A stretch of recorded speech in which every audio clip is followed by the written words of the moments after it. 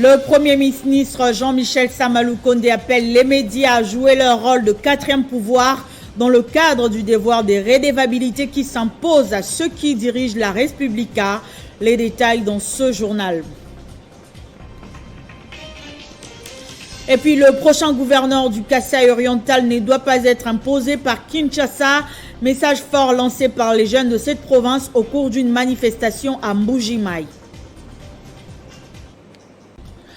C'est l'heure de vous informer. Bienvenue à tous sur Télé 50. À la une de l'actualité, le Premier ministre Jean-Michel Sama Lukonde appelle les médias à jouer leur rôle de quatrième pouvoir dans le cadre du devoir de redevabilité qui s'impose à ceux qui dirigent la République. C'était au cours d'un déjeuner de presse qu'il a organisé ce lundi avec les responsables des presses et les professionnels des médias. Pour faire suite à l'élan du président de la République, qui s'est engagé auprès de toute la presse nationale congolaise d'apporter son accompagnement. Et bien sûr, au gouvernement de la République d'en faire le relais. Le relais qui doit d'ailleurs s'inscrire dans le cadre de la redevabilité. Je crois que vous avez suivi récemment la plupart des membres du gouvernement se livrer à cet exercice, de rendre compte, chacun dans leur secteur, et ils le font à travers les médias. Et bien sûr, nous avons besoin que ce relais soit assuré par vous. Mais comment si tous les warriors qui le font sous la recommandation du chef de l'État, le Premier ministre, le premier d'entre les warriors, ne ferait pas ce même exercice de redevabilité. Et donc, effectivement, ce matin, c'est pour plus ou moins annoncer ça et s'assurer que vraiment ça se fasse toujours dans un climat assez convivial. Et puis on s'envole pour la province du Sankourou, précisément dans le territoire de Lodja, où plusieurs personnes ont été tuées. On parle également de 12 femmes violées et des maisons incendiées et 2 enfants brûlés vifs. Bilan encore provisoire des affrontements entre communautés dans cette partie du pays à la base d'un conflit de terre. Suivez le député Jean-Marc Lumbaku, élu de Lodja, qui revient sur l'origine de ces conflits. Ces conflits pouvaient être évités si les autorités administratives au niveau local étaient souples. Ces conflits remontent depuis le mois de mai 2011, où l'administrateur du territoire de Lodja avait sollicité une partie des terres auprès du chef de groupement. Et ce chef de groupement n'a pas cédé, n'a pas souhaité donner cette partie de terre au secteur de Nambelo-Lohembe. Donc c'est un conflit qui se passe entre le groupement du Kunjakoy dans le secteur de Mbungé et le groupement Lumami dans le secteur de Nambelo-Lohembe. L'administrateur du territoire a sollicité, parce qu'il est originaire de Nambelo-Lohembe, a sollicité auprès du chef de groupement de Mbungé, secteur de Mbungé, et que celui-ci n'a pas obtempéré à cette demande. Il est revenu dans son bureau en date du 19 et a écrit une lettre. À cette lettre, il a pris la décision d'annexer une partie du territoire de ce groupement au profit du secteur de Nambelo-Lohembe. Et cette population n'a pas accepté. En tant qu'élite nationale, je préconise et j'interpelle les autorités du pays de prendre toutes les dispositions pour faire annuler la lettre de cet administrateur du territoire et surtout prendre toutes les dispositions pour arrêter, poursuivre, au besoin condamner tous ceux qui sont instigateurs de ces conflits intercommunautaires. Revenons à Kinshasa. L'expertise en matière environnementale existe réellement en RDC. Eh bien, le Bureau d'études environnementales l'a prouvé ce lundi à travers une conférence de presse réunissant différents experts qui ont évoqué notamment le projet Kipai comme un cas concret. Il était question de couper court à toute rumeur faisant croire le contraire.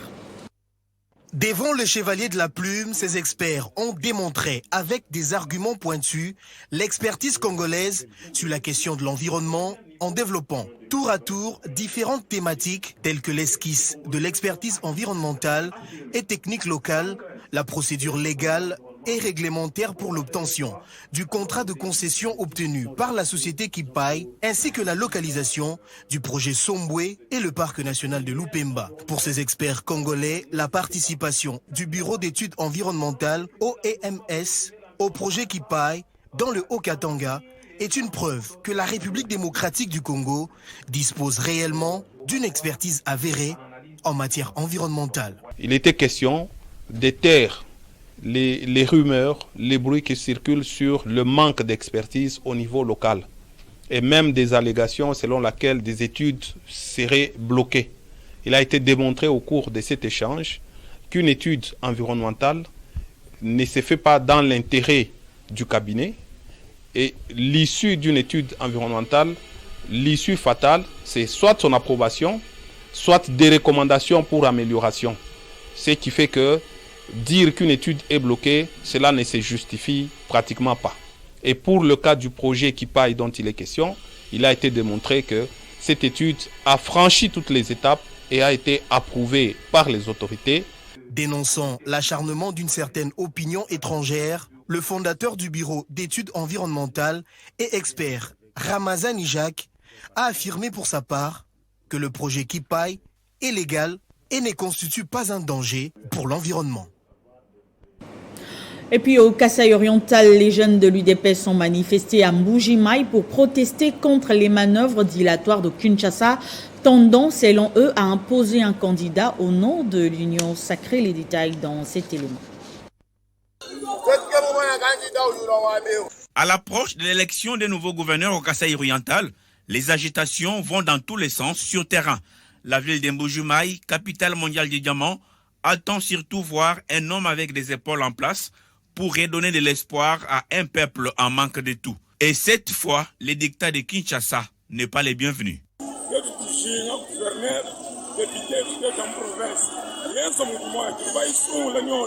Nous voulons un gouvernement librement élu par nos députés provinciaux. C'est pour cela que nous les avons envoyés à l'Assemblée provinciale. Pas question d'un candidat imposé au nom de l'Union sacrée.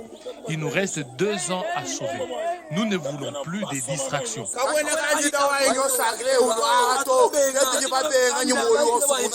Ces jeunes, se réclamant de l'UDPS, ont violemment protesté contre toute tentative d'un quelconque mot d'ordre de Kinshasa dans le processus de désignation de celui qui devra présider à la destinée de cette province, devenue la plus petite de la République démocratique du Congo, mais dont tous les besoins sociaux de base sont aux abonnés absents. Si le chef de l'État refuse de nous écouter, cette province du Kasaï-Oriental sera ingouvernable. À partir d'aujourd'hui, nous allons tous nous tenir debout pour des actions de très grandes envergures. Laissez-nous choisir nous-mêmes notre gouverneur. Trop, c'est trop.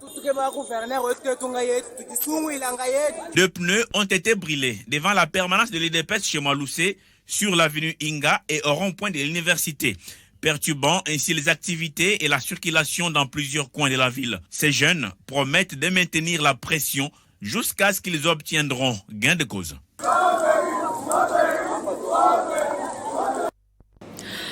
Et 2023 s'approche et l'Alliance pour la bonne gouvernance, parti politique de masse, se prépare au quotidien pour une victoire lors des différentes élections. Une opération qui réussit visiblement à ce parti cher à Jonathan Bialoussou Kawata, comme c'était encore le cas dimanche à Tchangou avec la Ligue des femmes. C'est une descente qui prouve une nouvelle fois que l'Alliance pour la bonne gouvernance, un des 3 plus populaires partis politiques à Kinshasa, a bel et bien le contrôle du district de la Tchangou. Quartier 1, 2, puis 3, partout où elle est passée, l'élu de Kinshasa, Régine Kingunza-Wata, présidente de la Ligue des femmes de l'ABG, a été accueillie plus que chaleureusement. L'objet de sa visite, mandaté par l'autorité morale Jonathan Bialosuka lui-même, consolider les bases de la ville de Kinshasa en vue de prochaines élections, mais aussi s'entretenir avec les cadres et membres pour se rendre compte de la santé politique du parti. Après les liesses constatées à chaque stop, Régine Kingunza a pu confirmer l'évidence. Massina, le berceau de l'ABG, le porte encore parfaitement bien. Pendant les vacances parlementaires, nous sommes obligés de descendre dans les bases. Mais nous devons savoir qu'ici à Massina, c'est notre maternité. Et on est descendu sur le terrain pour parler avec les mamans, qu'on puisse savoir la température de l'ABG à Massina et surtout avec les mamans. Depuis qu'on est là, nous devons savoir qu'on devait venir quand même voir les mamans, nos mamans, parler avec eux, comment expérimenter ce qu'ils ont comme problème aussi, et rester avec eux, les écouter aussi et discuter avec eux. Le message de l'autorité morale de l'ABG, Jonathan Bialosuka, est clair. D'ici 2023, toutes les parcelles de la Tchangou doivent se ranger derrière l'ABG pour le maximum d'élus à tous les niveaux, des législatives ainsi qu'à la présidentielle, où il soutient Félix Tshisekedi. Jonathan Bialosuka-Wata et son parti de masse se sont mis en ordre de bataille depuis quelques mois pour un résultat écrasant pour les prochaines élections. Et puis de son côté, le parti politique Dynamique pour la démocratie au Congo, DDC, a procédé dimanche à la cérémonie d'échange de vœux entre ses membres. Occasion pour le président de ce parti de présenter la nouvelle carte digitalisée des membres. Ingele Ifoto a appelé à la redynamisation du parti au regard des enjeux politiques qui pointent à l'horizon. Ils se sont réunis autour de leur autorité morale, Ingele Ifoto, pour commencer en beauté l'année 2022. Lumière, PDC, lumière au Congo. Au regard des enjeux de l'heure, il est temps de poser des bases pour réévaluer les ambitions du parti. Votre présence, ici et maintenant, est une marque de considération que vous avez envers votre parti. Il convient de rappeler que le 10 avril 2021, la DDC avait organisé des assises de CEPAS à Kinshasa, dans la commune de la Gombe, lesquelles assises avaient pour objectifs principaux, d'une part, de faire des évaluations minutieuses et responsables sur l'état d'avancement de notre cher parti. Cela passe par la digitalisation de la carte de membres, ce qui permet la maîtrise de l'effectif des membres et faire vivre le parti. Pour prêcher par l'exemple, il a obtenu sur place sa carte et appelle à la solidarité, au travail et à la responsabilité qui font partie de la devise de la DDC. La modernisation du parti a continué par aujourd'hui la production par nos propres installations de la carte des membres, carte digitalisée. Je tenais vraiment à vous remercier. Si hier, le parti pouvait occuper une partie du sol congolais, la réflexion et la résistance feront à ce jour que la dynamique pour la démocratie du Congo s'implante sur l'ensemble du territoire national et ainsi, il pourra faire face aux défis de l'année électorale. Et puis le regroupement politique Alliance des forces démocratiques du Congo et alliés met toutes les batteries en marche pour faire élire Félix-Antoine Tshisekedi en 2023, candidat qu'il a choisi à la magistrature suprême. C'est dans cet objectif que le regroupement politique cher au président du Sénat, Modeste Bahati, a organisé pendant 2 jours une formation à Kinshasa à l'intention de ses cadres. Regardez. Cycle électoral face aux enjeux électoraux de 2023. Comment se préparer, tel est le thème de cet atelier ouvert par la présidente intérimaire de la FDCA, Marie-Jacqueline Rumb-Kazang. Selon elle, cette formation permettra aux cadres de ce regroupement politique de maîtriser les enjeux et les innovations de la nouvelle loi électorale pour se préparer aux élections de 2023. Finalité, rafler plus de postes au Parlement et dans les organes délibérants. C'est au 2e jour des travaux que l'autorité morale de la FDCA a visité ses troupes pour un réarmement moral. Modeste Batelukwebo les a appelés à être prêts afin d'affronter une compétition électorale avec plus de 800 partis politiques. Pour lui, la meilleure façon de s'y prendre, c'est de se mettre au travail dès maintenant. Je tiens beaucoup à cette formation ainsi qu'aux résultats qui seront issus de cet atelier. Je dis que je dois nécessairement vous voir pour deux choses. D'abord, vous dire que c'est le moment capital pour nous parce qu'un parti politique, un regroupement politique n'a de signification que lorsqu'il peut conquérir le pouvoir et l'exercer. Les participants ont reçu les brevets des formations des mains du vice-président de la FDCA, Placide Moutabunga. Il a salué la recommandation de créer au sein de la FDCA une école électorale qui devra mettre en place des stratégies afin d'aborder les défis de 2023. Ils ont réussi leur pari. Les jeunes leaders du Nord Kivu ont pu lever le week-end dernier $40,000 en faveur des orphelins du Nord Kivu. Le concert caritatif qui a mis en scène l'artiste musicien Gaz Mawete a été organisé au chapiteau du collège Notre-Dame du Congo de la Gombe. C'est un reportage signé Gaëtan Kouba-Burandi. Ce soir-là, au centre des projecteurs, la jeune star de la musique congolaise Gaz Mawete. L'acteur et producteur est aussi le parrain de l'événement. Le concert caritatif connaîtra par moments des performances d'autres musiciens tels que Salomon Guima venu de Béni, Darut et Mututulo.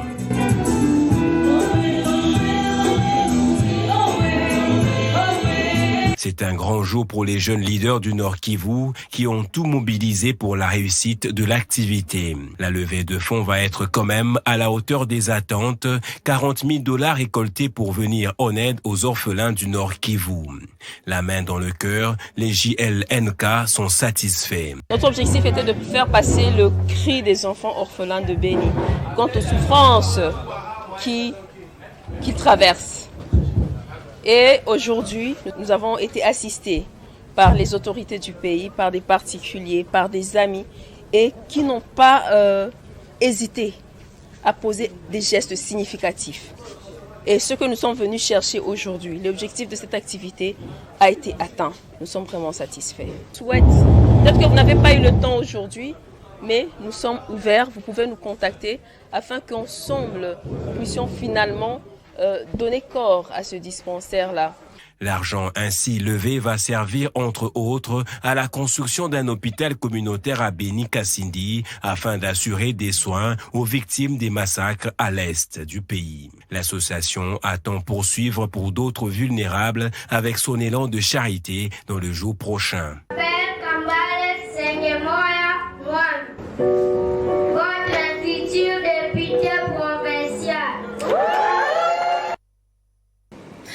Et puis après son séjour dans son fief électoral au sud Kivu, précisément à Goma, où il a été brièvement interpellé par la justice militaire qui s'est d'ailleurs déclarée incompétente, le député national Josué Mufula est de retour à Kinshasa pour ses occupations parlementaires et promet de mener son combat sans relâche en dépit de crocs en jambes.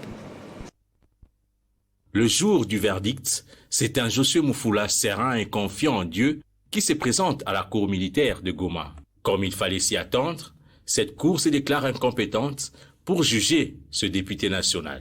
La cour déclare recevable, mais dit cependant recevable et fondée l'exception portant sur son incompétence personnelle. Décline en conséquence sa compétence à l'égard du prévenu, mais les frais à charge du trésor public. Un verdict salué par la population, venue nombreuse prendre part à cette audience. Je ne peux que défendre les intérêts de ma population. Nous sommes en démocratie. Il y a la liberté d'expression qui est consacrée par notre constitution, la loi mère. Je reconnais les restrictions de liberté dans une zone d'état de siège, mais je peux vous avouer en tout cas, mais sur le cœur, je n'ai violé aucune disposition de la loi, de l'ordonnance du chef de l'État. Josué Moufoula a été obligé de faire le pied de la cour jusqu'à sa résidence, bravant même les intempéries. Autorisé finalement à regagner Kinshasa en homme libre, l'honorable Josué Moufoula, en bon chrétien authentique, a tenu tout d'abord à participer au culte d'action de grâce organisé en mémoire de Gradine Dima le samedi 12 février 2022 à l'église Arche de l'Alliance de Goma. Ainsi, l'élu de Goma et jeune notable de la province du Nord Kivu a exprimé sa compassion suite au malheur qui venait de frapper la famille du gouverneur militaire, le général Constant Dima, à Kinshasa. Et puis, cérémonie d'échange de vœux de jeunes ressortissants de Pangui réunis dans une structure dénommée Pangui Debout pour le développement. Une occasion pour ces jeunes de renouveler leur loyauté au député national Joseph Kokoniangi et leur attachement à la vision et idéologie du kabylisme. Pangui Debout pour le développement. Une structure des jeunes ressortissants de ce coin qui a organisé cette cérémonie d'échange de vœux en soutien aux actions des différentes notabilités du territoire. Nous seuls, on ne peut pas quand même imaginer, on devrait arriver à ces niveaux. Mais à travers nos aînés, fils et filles des femmes, les élus du peuple, les exécutifs, notamment les ministres, ils nous ont soutenus pour que cet événement puisse avoir lieu aujourd'hui. Nous disons sincèrement merci et restons soudés pour le développement des femmes. Nous nous sentons très honorés quand nous nous sentons, c'est-à-dire tous les panguistas, tous les ressortissants du Pangui ici à Kinshasa. Plusieurs notables ont répondu présents et les jeunes de la structure ont tenu à leur remettre des diplômes de mérite. Parmi les nominés, Joseph Kokoniangi Witanene, le Magoufouli congolais, qui a été remercié et primé pour sa contribution au développement du territoire et surtout son appui considérable à la jeunesse Lega.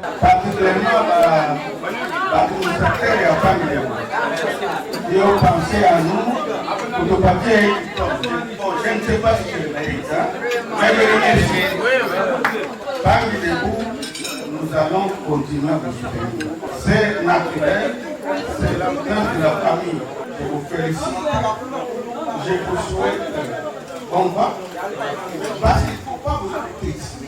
Vous avez beaucoup de choses à faire. Pangui Debout pour le développement est une structure kabyliste qui s'inscrit dans la vision et la pérennisation des actions de Joseph Kabila Kabangi. Et puis l'orphelinat Chéro Asbel de la commune de Ngaliema a bénéficié de la visite de l'ingénieur Aimé Dokiakou, PDG d'Éveil Construction, qui n'y est pas rendu main vide. Il a apporté des biens et une enveloppe consistante, une façon pour lui de témoigner son amour à ses enfants.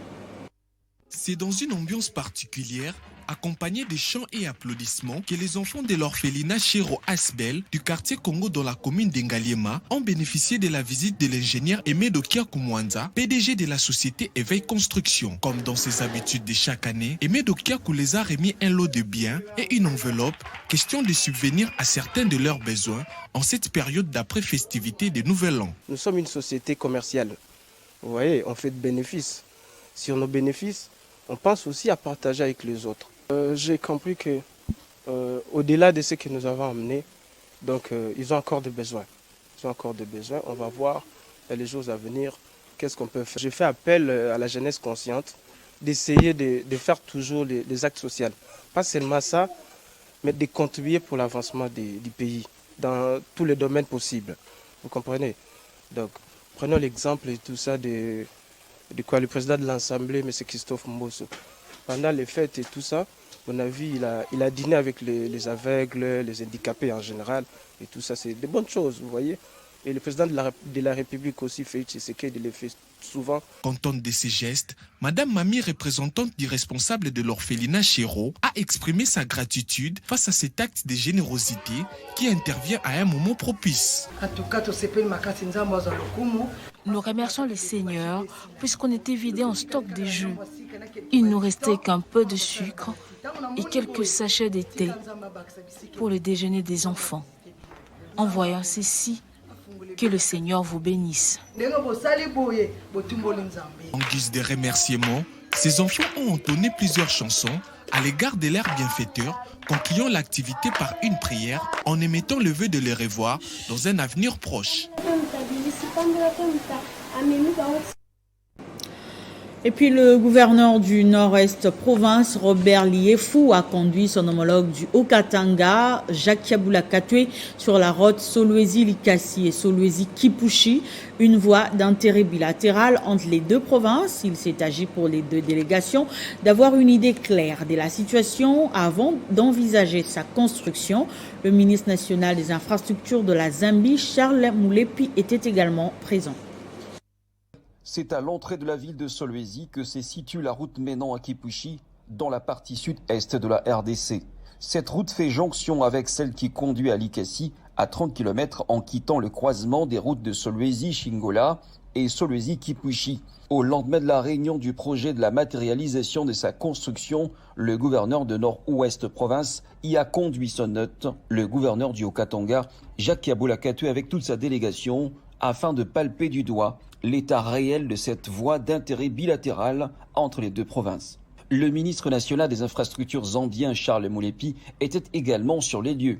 Jacques Yaboula-Katwe a reçu toutes les explications en détail en ce qui concerne l'importance de cette route, longue de 125 km d'ici jusqu'à Kipushi et 217 km vers Likasi. Pour en avoir le cœur net, les deux délégations ont parcouru une distance d'à peu près 3 km, une voie en terre battue déjà fréquentable, mais pas à la hauteur de son intérêt maximum à cause de son état actuel. Ce sera donc une connexion rapide entre la Zambie et la RDC et elle va entre autres décongestionner la route de Kasumbalesa afin de booster et faciliter les échanges commerciaux entre les deux pays. Les deux gouverneurs ont manifesté donc la volonté d'amorcer les projets de construction de cette voie. Ils ont par ailleurs promis de faire un plaidoyer auprès de leurs gouvernements respectifs pour asphalter cette route. De retour à Royal Solwezi Hotel, le gouverneur de Nord-Ouest province a daigné adresser ses au revoir au gouverneur du Haut-Katanga, Jacques Yaboula-Katwe. Zambia and Congo is one country. Excellence, je vous souhaite bon retour. La Zambie et la RDC, c'est un même pays et que vous soyez venus ici. Je vous prie à ce que les bénédictions de l'Éternel puissent vous accompagner dans votre voyage de retour. Ce journal est terminé, place au rappel de titres. Le Premier ministre Jean-Michel Samaloukonde appelle les médias à jouer leur rôle de quatrième pouvoir dans le cadre du devoir de redevabilité qui s'impose à ceux qui dirigent la Respublica.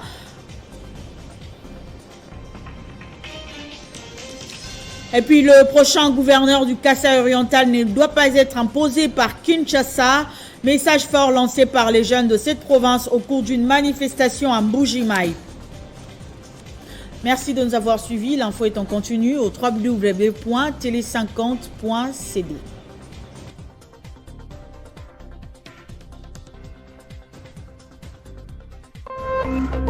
Téléchargez les infos Télé 50 sur www.tele50.cd.